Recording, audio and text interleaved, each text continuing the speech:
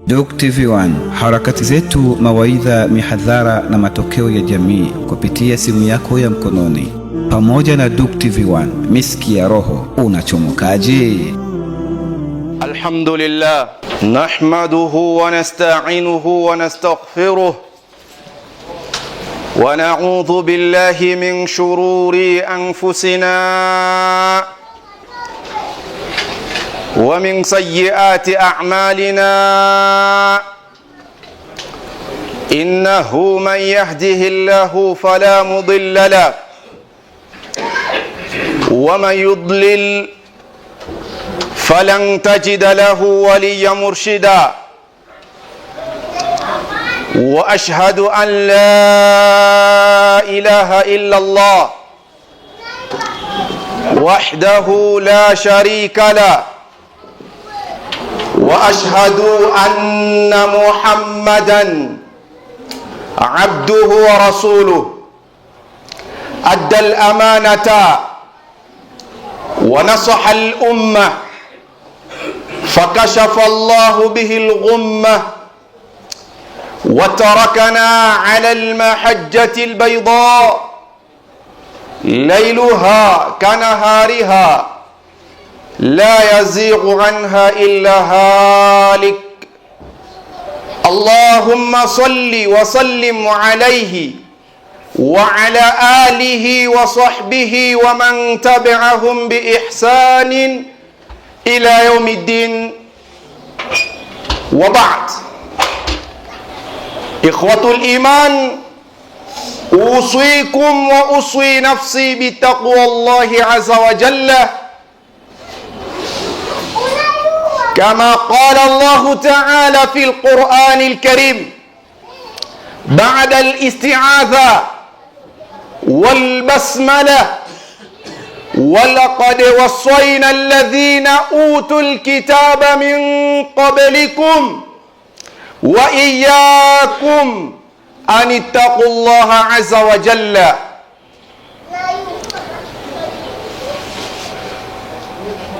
Ndugu zangu Waislamu, tukianzia kumshukuru Allah subhanahu wa ta'ala, Mwenyezi Mungu ambaye anastahiki kusifiwa, Mwenyezi Mungu ambaye anastahiki kuabudiwa kupitia kauli yake Mwenyezi Mungu ambayo anaisema ya kwamba wama khalaqtul jinna wal insa illa liya'budun, sikupata kuumba majini na wanadamu illa liya'budun, isipokuwa ni kwa ajili ya kumpwekesha Allah subhanahu wa ta'ala. Illa liyuwahidun, isipokuwa ni kwa ajili ya kumpwekesha Mwenyezi Mungu subhanahu wa ta'ala katika ibada yake.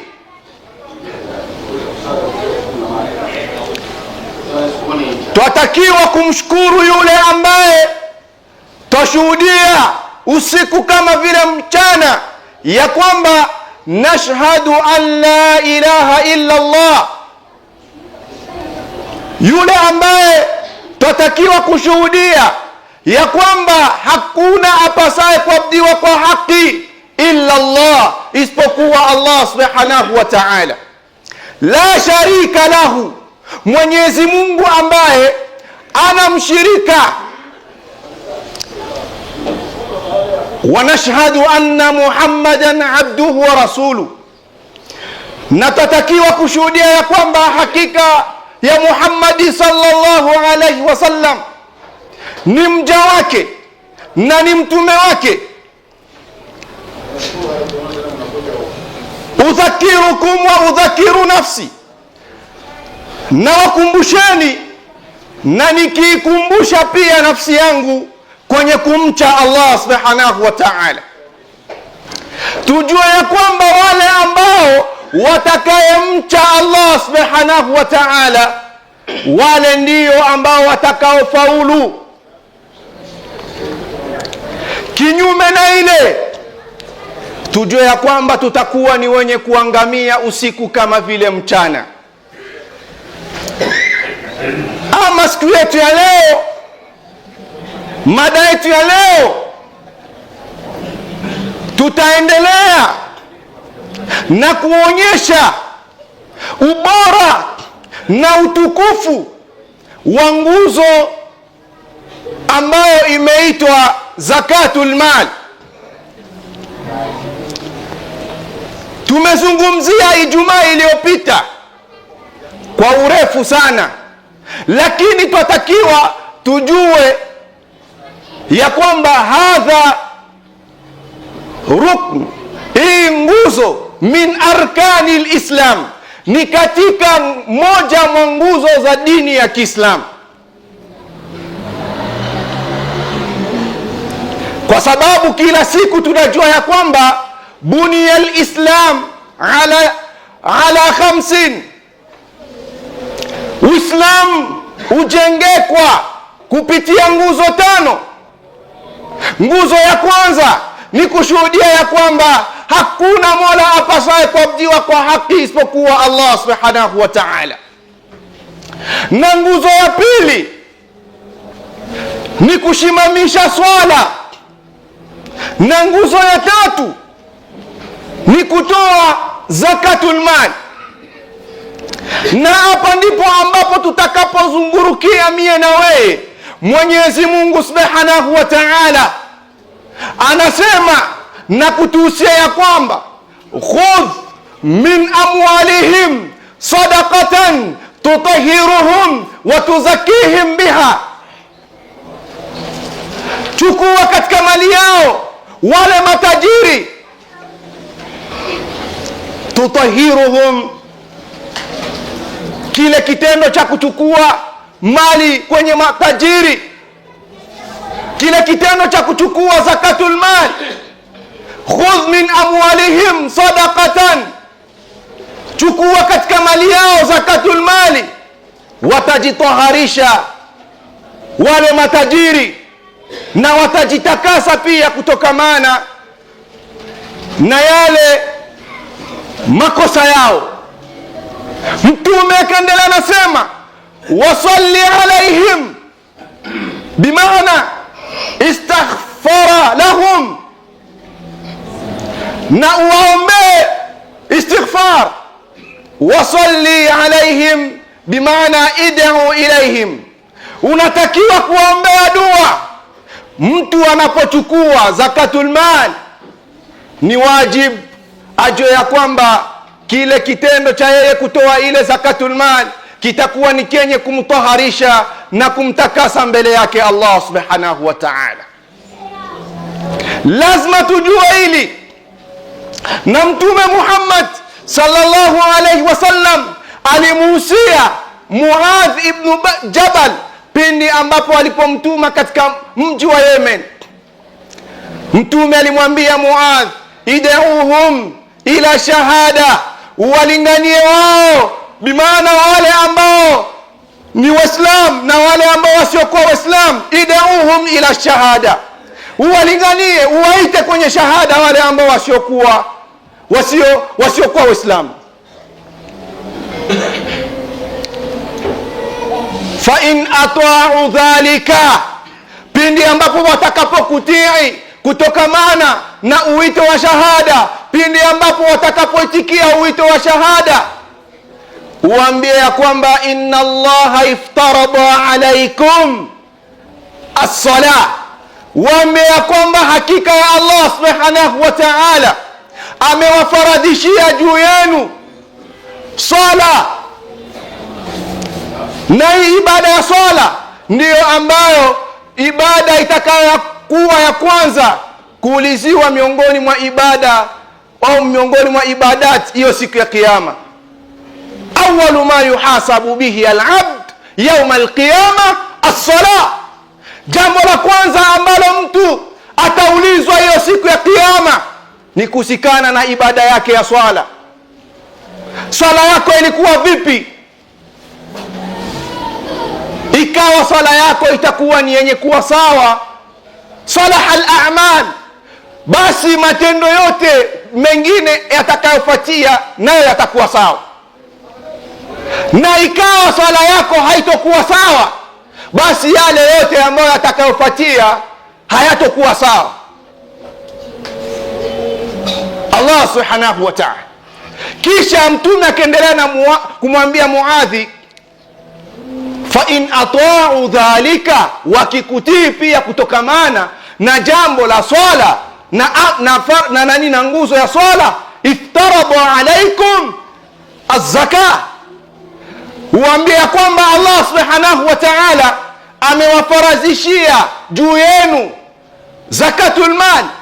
Njo mtume akamwambia Muadhi ya kwamba khudh min aghniyaihim sadaqatan, chukua katika matajiri wao sadaqa, zakatul mal, tutahiruhum wa tuzakihim biha.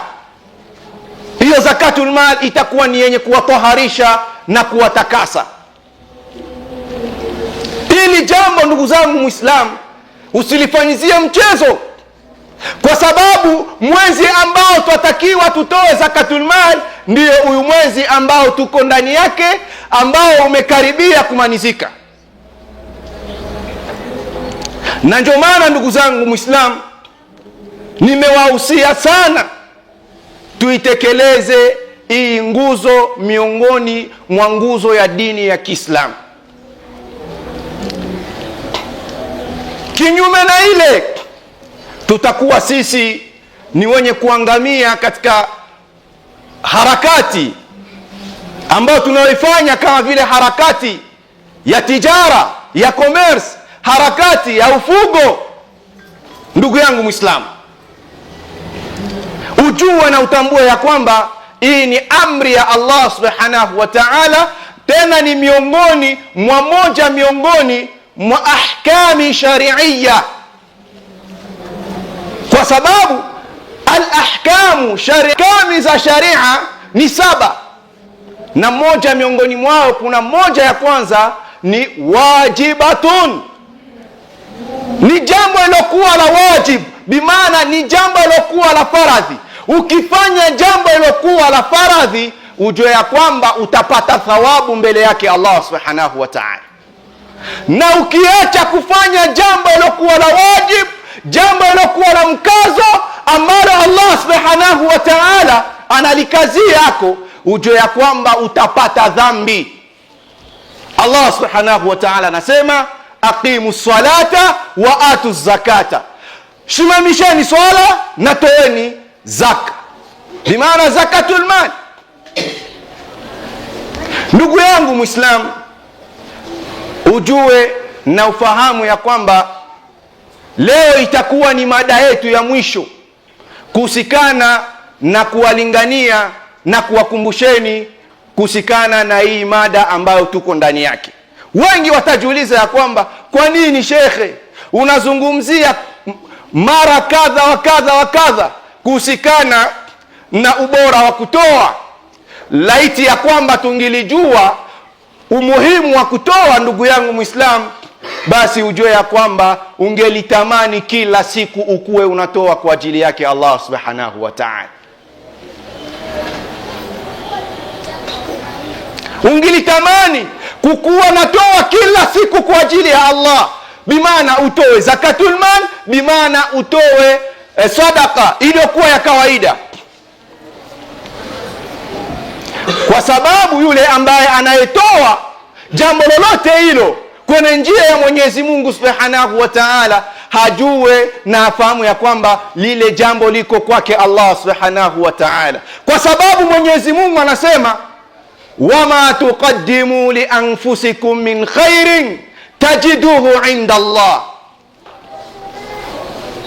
na chochote kile ambacho mtakacho kitanguliza mbele yake Allah subhanahu wa ta'ala katika kutoa, tajiduhu inda Allah, mtakikutana mbele yake Allah subhanahu wa ta'ala, mtakikuta. Usome katika suratu Zilzala, Mwenyezi Mungu anatuambia ya kwamba yoyote yule ambaye atakayefanya jambo la kheri ambao mfano wake ni kama vile atom, kitu ambacho kisichoonekana. Udongo umekuja kama vile atom, basi ajue ya kwamba atakikutana mbele yake Allah subhanahu wa ta'ala. Na yoyote yule ambaye atakayefanya libaya, ajue ya kwamba atakikutana mbele yake Allah subhanahu wa ta'ala. Wama tuqaddimu li anfusikum min khairin tajiduhu inda Allah, mtakikutana mbele yake Allah subhanahu wa ta'ala. Huyu ni Allah, mpaka Mwenyezi Mungu subhanahu wa ta'ala akatupigia mfano, na huyu mfano nilipendelea niulete niwaonyeshe kuhusikana na muhimu wa kutoa.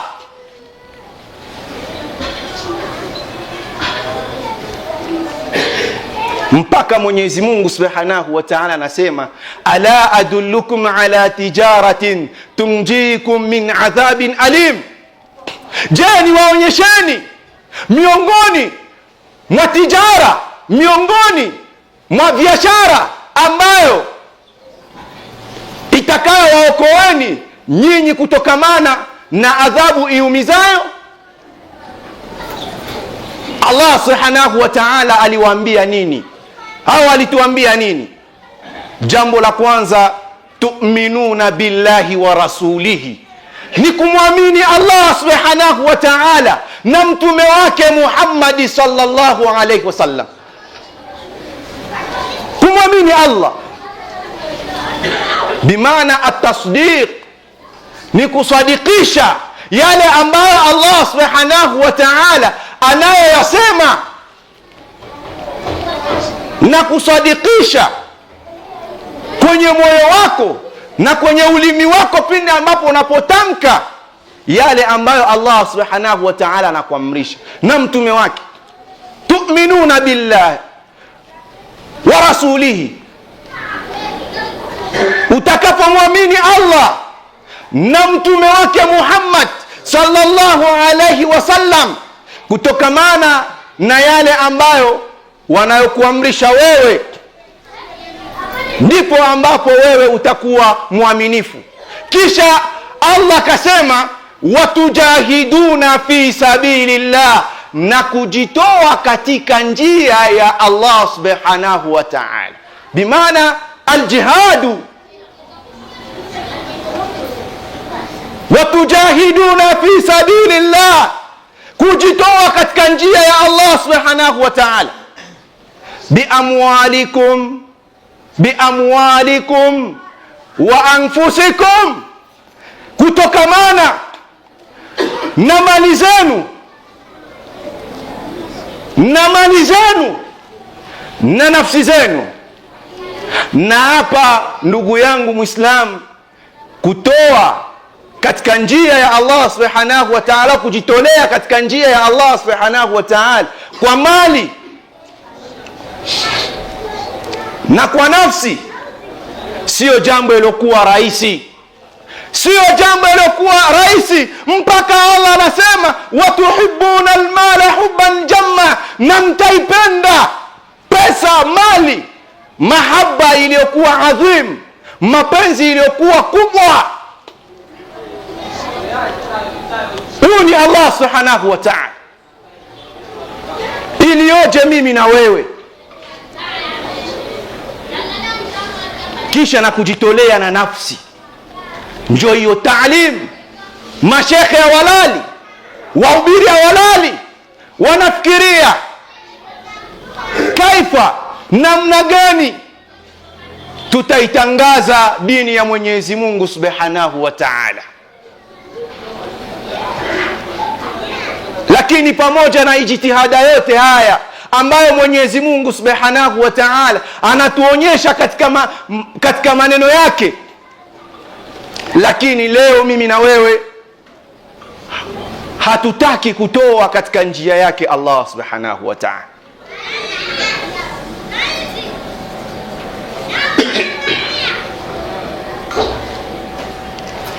Allah subhanahu wa ta'ala anaapa katika Al-Qur'anul Karim, Alif Lam Mim, dhalika alkitabu la raiba fihi hudan lilmuttaqin.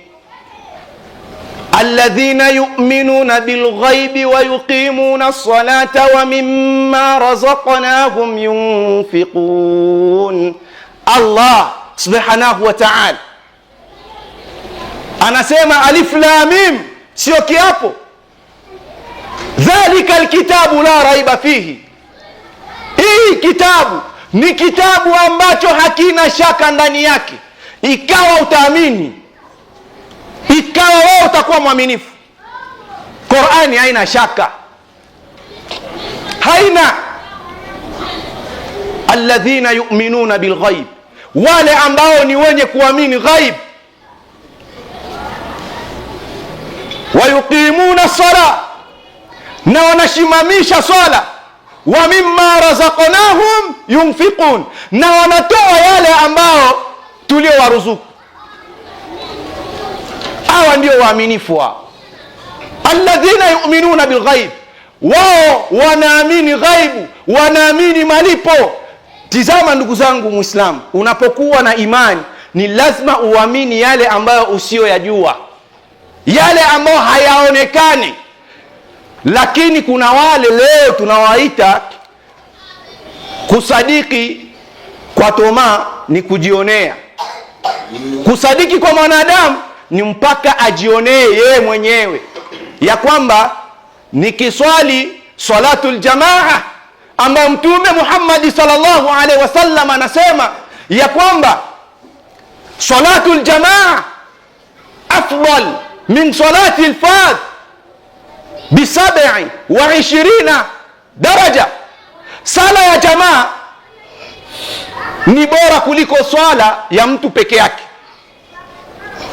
kwa thawabu na daraja 27. Sasa wewe shekhe unatuambia haya, hiyo thawabu iko wapi? Hawezi ukaamini haya mpaka kwanza uwe mwaminifu, mpaka uwe mwaminifu. Ndiyo tatizo ambayo tumeipata leo katika mujtamaa wetu. Unapoambiwa utoe zakatul mal, la kalla, hali ya kuwa Qur'ani sio kitabu kilichokuwa na shaka ndani yake. Aqulu qawli hadha fastaghfiruhu innahu huwa ghafurur rahim. Tumuombe Allah subhanahu wa ta'ala msamaha, hakika yeye ni msamehevu pia na ni mrehemu.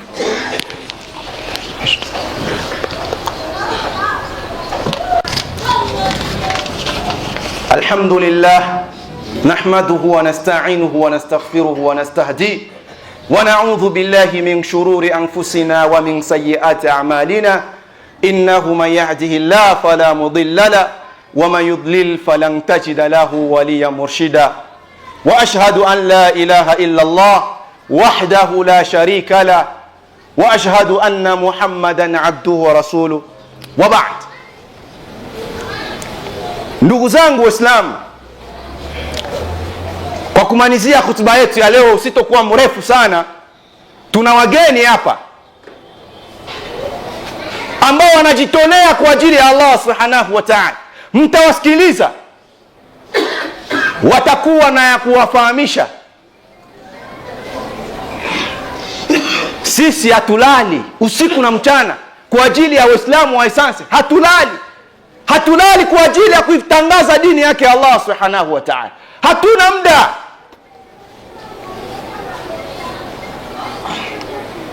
Wale ambao watakaoamini ghaib ndio ambao watakaofaulu.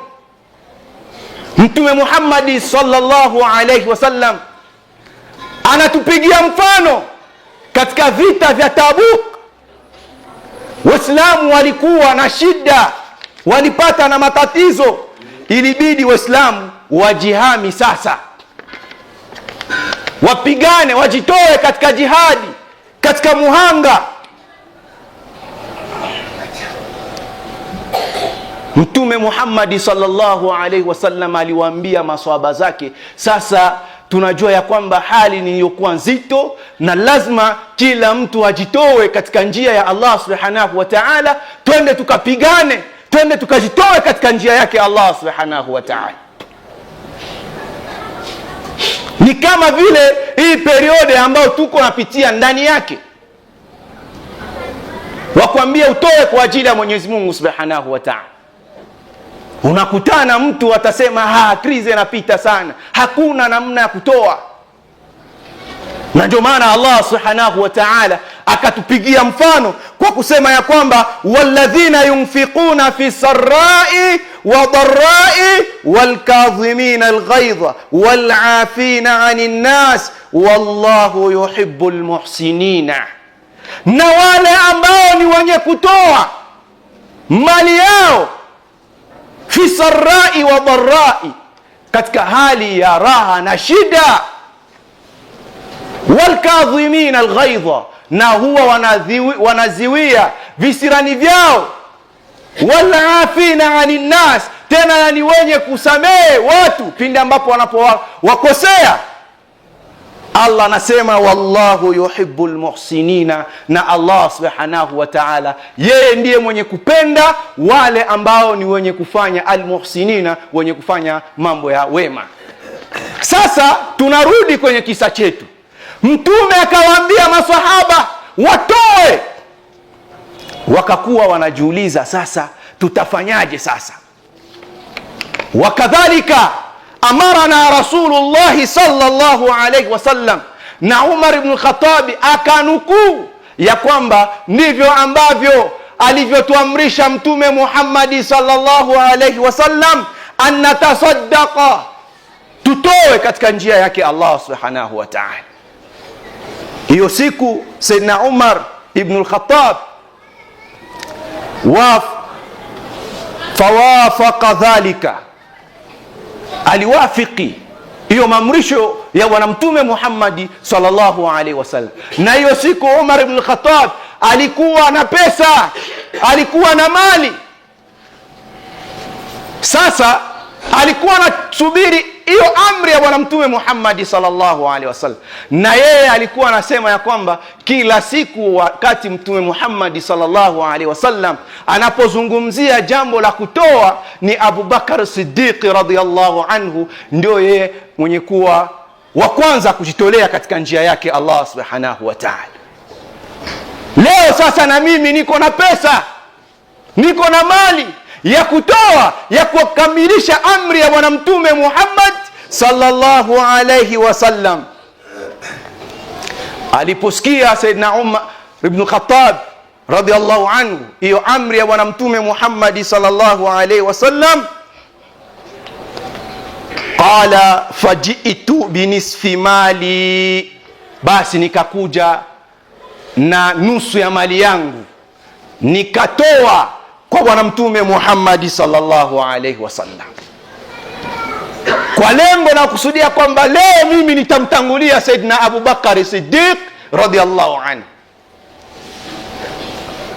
Alipotoa pesa mbele yake bwana Mtume Muhammad sallallahu alayhi wasallam, faqala Rasulullah sallallahu alayhi wasallam, ya Umar ma abqaita li ahlika, umeacha kitu gani? Umeacha sehemu ya pesa ngapi kwa ajili ya watu wako? Umeacha pesa ngapi? Qultu mithlahu, mimi nimeacha nusu, mfano wa hii nusu ambayo mimi nimeleta kwako leo bwana Mtume Muhammad sallallahu alaihi wasallam.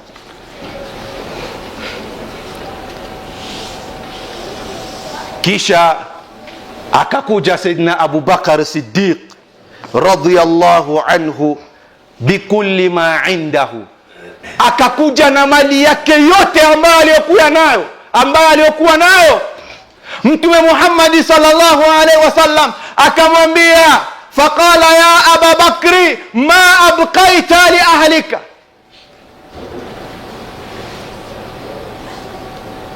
umeacha nini nyumbani kwako wewe kwa ajili ya watu wa nyumbani kwako?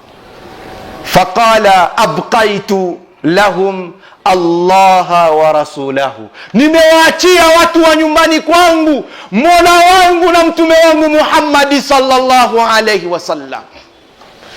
Huyo ni Saidina Abu Bakar Siddiq radhiyallahu anhu, mpaka Saidina Umar akasema ya kwamba qultu, nilisema ya kwamba la asbiquhu ila shay'in abadan, hata siku moja mimi sitowahi kumtangulia hawakuweza au kumtangulia katika kutoa Saidina Abu Bakar Siddiq radhiyallahu anhu. Aliishiwa siku ambayo yeye anajiandaa kwenda kutoa kuzidia mwenzake, anaenda akatoa nisfu ya mali yake, mwenzake akaja akatoa mali yake yote. Mtume akamwambia, unawaachia watu wa nyumbani kwako nini? Akawaambia ya kwamba abqaitu lahum Allah, nimewaachia wao Allah subhanahu wa ta'ala wa rasulahu, na mtume wake Muhammad sallallahu alaihi wasallam. Nani miongoni mwetu ambaye ataitika kuachia watu wa nyumbani kwake Allah na mtume Muhammad sallallahu alaihi wasallam? Nani? Nitawapiga kisa maarufu ambacho kilinifikia mimi mwenyewe katika kuitangaza dini yake Allah subhanahu wa ta'ala. Na hichi kisa mimi mwenyewe nimekipitia 2023. Nilikuwa pale ku Place du 24. Nilikuwa pale ku Place du 24, wananipigia simu, wananifahamisha ya kwamba mtu wa kwanza ambaye aliwahi kuingiza Uislamu katika mji wa Katana amefariki. Wallahi wa tallahi, nilikuwa na 5,000 kwenye mfukoni. Nikasema kutoka hapa na Katana niko na 5,000 francs, nitaenda. Nikampigia mmoja miongoni mwa Waislamu ambaye alikuwa anatumika kwenye shirika ya MONUSCO, nikamfahamisha hii habari ya kwamba pale Katana kuna ndugu yetu ambaye amefariki, aliyekuwa mzee wa kwanza kuingiza dini ya Uislamu katika sehemu kama na hiyo. Sasa mimi niko na 5,000 francs na nitajitahidi inshallah nifike nimstiri ndugu yetu kama na yule. Nikapanda Probox, nikafika mpaka nyumbani ya huyo mzee, nikawakutana Waislamu wengine wako pale, tukamshughulikia. Miongoni mwa haki ya Muislamu juu ya Muislamu mwenzake, ittibaul janaiz, ni kusindikiza jeneza yake, kumkosha na kumswalia na kumsindikiza. Nilipofika pale, ndugu zangu Waislamu, nikafanya hiyo harakati yote. Watu wa huko wanajua kwamba mtu mwenye kutoka huko anaenda kule lazima awe na pesa. Wallahi wa tallahi, pesa zangu zote zilikuwa zimekwisha. Nikajiuliza, sasa mimi nitafikaje Bukavu na sina nauli, na mimi nimetoka katika njia ya Allah subhanahu wa ta'ala, ambayo Allah anasema id'u ila sabili rabbika bilhikma walmaw'idhati alhasana, walinganie watu katika njia ya Allah subhanahu wa ta'ala kwa hikma na maneno yaliyokuwa mazuri. Wallahi wa tallahi, ndugu zangu Waislamu, nilimaniza harakati yote na nikasema hakuna mtu yoyote ambaye nitakaye muomba kwenye watu wa sehemu. Wallahi nikaanza piga lwa mguu, nikaanza tembea lwa mguu, nikatembea masafa ya dakika 30. Wallahi wa tallahi, Mwenyezi Mungu huyu, mimi hapa niko juu ya mimbari kama na hii, nikaona gari ya Wapakistani. Nilikuwa navaa sunna, ndio muhimu wa kuvaa sunna. Wakanikabidhi dala 20. Sasa kabla hawajanikabidhi hiyo pesa, nikampigia kwanza yule ambaye alikuwa anatumika pale kwenye shirika ya MONUSCO. Nikamwambia mimi nakuja, nimemaliza harakati. Akanambia, shekhe, nimekusha kwa deja muvile, siko tena Kavumu. Nikaishiwa, ndugu zangu Waislamu. Nikaanza piga ula mbea dakika 30, nikaona gari nakuja inaniachia dala 20. Aya mimi mwenyewe nimeyashuhudia katika kuitangaza dini yake Allah subhanahu wa ta'ala.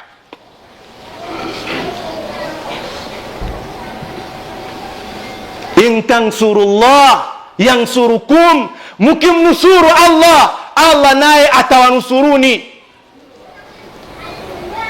Leo tuko tunaona pale mtu ambaye asiyekuwa Muislamu anakuja anawatukana Waislamu, tena anatutukana mbele ya msikiti. Mani alladhi, ni nani yule ambaye asiyewashuhudia wale wasiokuwa Waislamu? Dini ambayo Allah anasema inna dina inda Allah al-Islam, hakika ya dini yenye kujulikana mbele yake Allah ni dini ya Kiislamu. Wama yabtaghi ghaira al-Islam dinan falan yuqbala minhu wa huwa fil akhirati min al-khasirin, na yule mtu ambaye atakayetafuta dini nyingine kinyume na dini ya Uislamu hatokubaliwa mbele yake Allah subhanahu wa ta'ala, wa huwa fil akhirati min al-khasirin, na yule mtu atakuwa katika akhera katika hasara. Mtu anakuja anawatukania dini pale na mnamuona. Kitu kama na hicho kilinikera mimi. Na Allah anasema walillahi junudu samawati wal ard, na kwa Mwenyezi Mungu ndipo kunapatikana majeshi wa mbinguni na ardhini. Allah na majeshi wake hapa katika hii ardhi. Hata kama nyinyi mtawadharau, lakini mjue na mtambue ya kwamba Allah iko na majeshi wake. Walisema ya kwamba Sheikh, niliwapigia simu wakasema, Sheikh, lazima tupambane na wale watu, lazima tupambane na tuwajulishe na tuwaonyeshe ya kwamba dini ya Kiislamu ndiyo dini ya haki. Liudhhirahu ala dini kullihi, Allah anasema liudhhirahu ala dini kullihi. Dini ya Uislamu ndiyo dini ambayo inatakiwa kuwa juu ya dini zote. Liudhhira liyaj ala dini alislam fawqa ala kulli din. Dini ya Islam Allah ataifanya na anaifanya kuwa ni dini iliyokuwa ya juu kuliko madini yote. Nani ambaye atakayeididimiza sasa dini yake Allah subhanahu wa ta'ala? Nani isipokuwa yule ambaye atakayefanya ubakhili katika kujitolea au katika kutoa katika njia yake Allah subhanahu wa ta'ala. Lazima muwaunge mkono mashekhi kama hawa. Inna Allaha wa malaikatahu yusalluna ala nabi ya ayuha alladhina amanu sallu alayhi wa sallim taslima.